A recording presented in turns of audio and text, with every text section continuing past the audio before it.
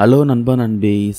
Government employees டீச்சர்ஸ்க்கெலாம் அமைச்சர் அன்பில் மகேஷ் பொய்யாமொழி பார்த்தீங்கன்னா அவருடைய உருக்கமான பேச்சினால் மிகப்பெரிய ஒரு நம்பிக்கை கொடுத்துருக்காங்க சொல்லலாம். சட்டப்பேரவையில் கவர்மெண்ட் எம்ப்ளாயி டீச்சர்ஸ்க்காக அவர் என்ன பேசியிருக்காரு எல்லாமே டீட்டெயிலாக அந்த பதிவில் பார்க்கலாம். கவர்மெண்ட் எம்ப்ளாயீஸோ இல்லை டீச்சர்ஸை பற்றி பேசினா பெற்ற பிள்ளையை தூக்கி கொஞ்சறப்போ நெஞ்சில் எட்டி உதைத்தா தூக்கி போட்டு விட மாட்டோம். நம் பிள்ளையை நாம தான் அரவணைத்து கொள்ள வேண்டும்.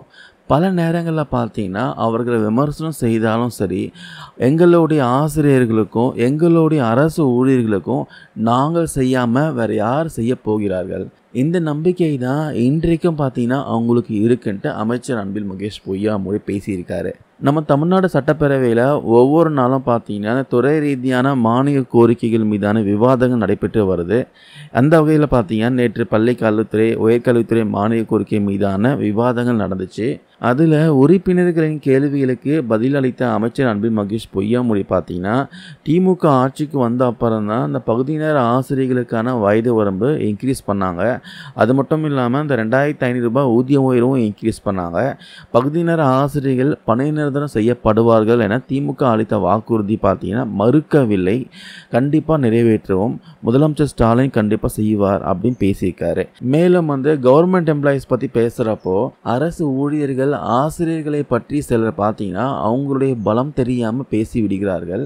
எவ்வளோ சேலரி வாங்குறாங்க, என்ன கேடு வந்துச்சு இவங்களுக்கு, எதற்காக இவற்றையெல்லாம் பேசுகிறார்கள், எதற்காக போராடுறாங்க, இது மாதிரி மற்றவர்கள் சொல்லும் போது வேதனையாக இருக்குது. இது மாதிரி ஈஸியாக பேசிட்டு போயிடுறாங்க.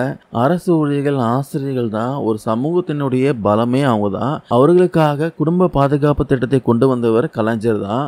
அன்னைக்கு நிதிநிலை எப்படி இருந்துச்சு? 9.69% பார்த்தீங்கன்னா இன்றைக்கு மிகப்பெரிய உயரத்தை எட்டி இருக்கும். இந்த அளவுக்கு கொண்டு வந்திருப்பது முதலமைச்சர் ஸ்டாலின் தான். அதனால தான் அன்னைக்கு பார்த்தீங்கன்னா முகக்கவசமும் மூக வம்சமும் தான் நம்முடைய உயிரை காப்பாற்றியது என்று பொதுமக்கள் கூறினார்கள். பணம் நிறைய இருந்தால் அதை வாரி வழங்கக்கூடிய வள்ளல் யார் பார்த்தீங்கன்னா இவர் தானா. ஸோ கவர்மெண்ட் எம்ப்ளாயி டீச்சர்ஸ் பற்றி பேசினா பெற்ற பிள்ளையை தூக்கி கொஞ்சறப்போ நெஞ்சில் எட்டி உதைத்தா தூக்கி போட மாட்டோம்ல.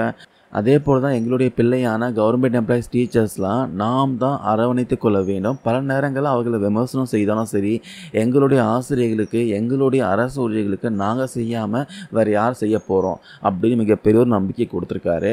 இந்த நம்பிக்கையெல்லாம் ஒரு பக்கம் இருந்தாலும் செயலில் அவங்க சொன்ன விஷயத்தை செஞ்சு காட்டினா மட்டும்தான் கவர்மெண்ட் எம்ப்ளாயி டீச்சர்ஸ்க்கு மிகப்பெரிய ஒரு நம்பிக்கை வரும். மீண்டும் உங்களுக்கு சப்போர்ட் பண்ணுவாங்க. அதை மனசில் வச்சுக்கிட்டு இந்த மாதிரி வாய் வார்த்தையில் பேசாமல் செயலில் காட்டுங்க அப்படின்னு கவர்மெண்ட் எம்ப்ளாயீஸோட முக்கியமான கோரிக்கையாக இருக்குது. வெயிட் பண்ணி தான் பார்க்கணும் திமுக அரசாங்கம் பிஃபோர் எலெக்ஷனுக்குள்ளே ஏதாவது பண்ணுவாங்களா இல்லையான்ட்டு. உங்களுடைய கருத்துக்கள் ஏதாவது இருந்தால் கமெண்ட் பண்ணுங்கள். இந்த பதிவில் நான் ஷேர் பண்ண அப்டேட் உங்களுக்கு யூஸ்ஃபுல்லாக இருக்கும்னு நினைக்கிறேன். தேங்க்யூ நண்பர் நண்பீஸ்.